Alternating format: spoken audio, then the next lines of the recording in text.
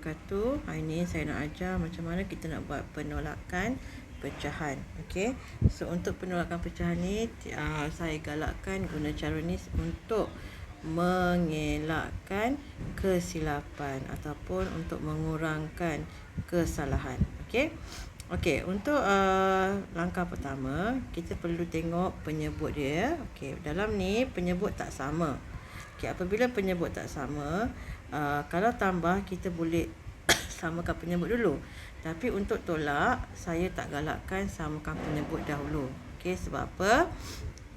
Kat sini pengangka ni lebih kecil daripada sebelah kanan. So bila kita samakan penyebut, bila buat latihan nanti, jalan kerja dia akan ada kesilapan nanti. Okey, so dia walaupun dah sama penyebut, dia akan jadi contoh ya.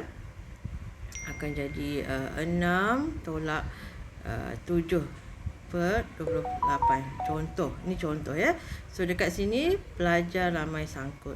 So saya biasakan pelajar-pelajar buat daripada awal penolakan dan penambahan. Saya guna konsep penolakan dan penambahan. Okey. Kat mana penolakan? Okey, pertama 2 kita tolak jadi tolak dengan 1 ya. Apa-apa mesti tolak dengan 1. Kalau nombor dekat nombor bulat ni 4. So pastikan minta anak-anak 4 tolak 1 jadi 3. Okey, so kita kena tolak 1.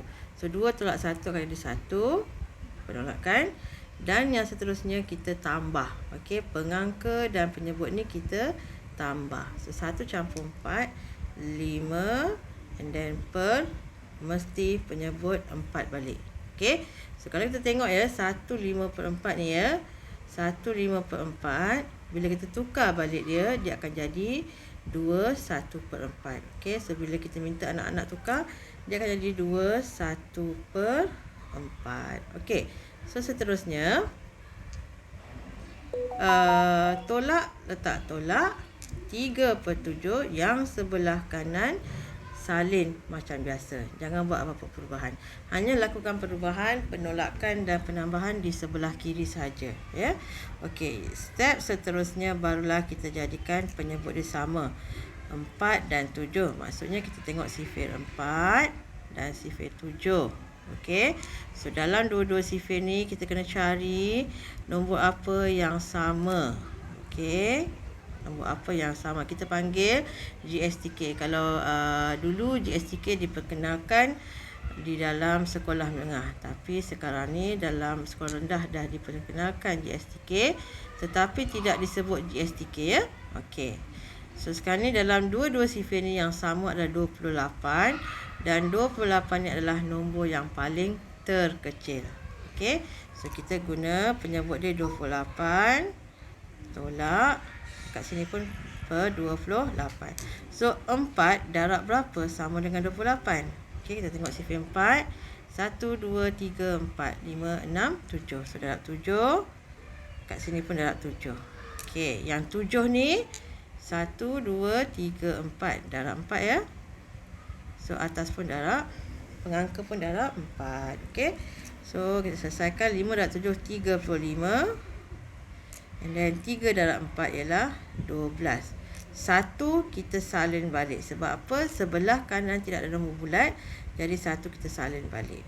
Okey, seterusnya 35 tolak 12 akan jadi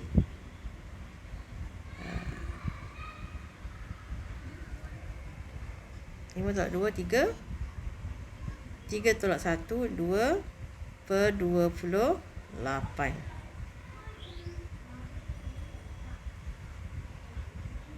Okey, so 1 turunkan. So itu adalah jawapan dia. 1/23 per 28. Okey, so dia punya jawapan akan jadi straightforward. Okey, boleh? Okey, so inilah cara dia. Okey, kita tengok ya.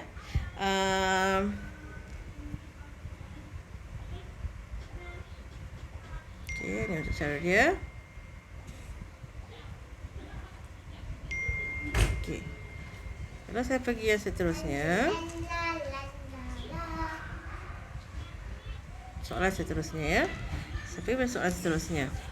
Contoh 4/3/4 tolak 1/1/3 tolak 1/1/6. Okey. Kalau kita tengok ya, ketiga-tiga penyebut ni tak sama. Ya, tak sama. So, apa yang kita kena buat?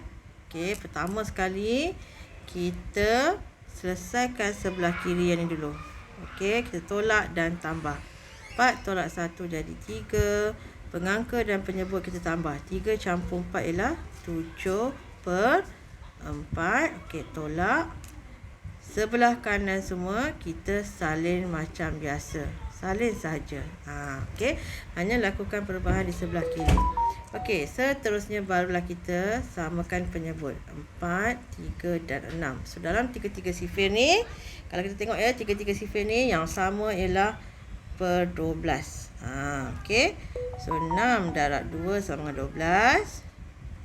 Okey, 3 darab 4 sama dengan 12. 4 darab 3 sama dengan 12. Okey. So kita letak sini 21. 1 kali 4, 4. 1 kali 2, 2. So kita tolakkan nombor bulat. 3 tolak 1 jadi 2. 2 tolak 1 jadi 1. Okey. Seterusnya 1 dan kita boleh selesaikan. Nombor 1 tolak 4 dan tolak 2. Okey. Nombor 1 tolak 4 tolak 2 akan jadi 15/12. Okey, kalau kita tengok ya, 15/12 adalah pecahan nombor bercampur, tetapi 15/12 ni kita panggil pecahan tak wajar sebab pengangka lebih besar daripada penyebut. So apa yang perlu kita buat? Okey, minta pelajar asingkan, kita asingkan dia. 1 ni kita salin balik, tengok ya.